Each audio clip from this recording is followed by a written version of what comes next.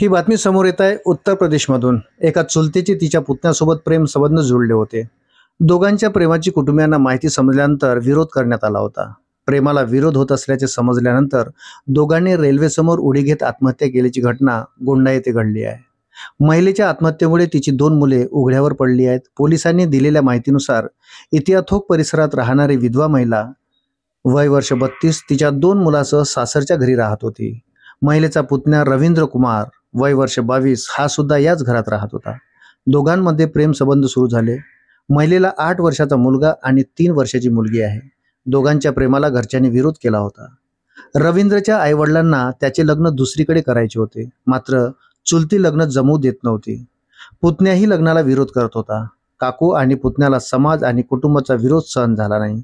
अखेर दोघांनी रविवारी रेल्वे समोर उडी मारून आत्महत्या केली. कठोवा रेल्वे क्रॉसिंगजवळ ही घटना घडली.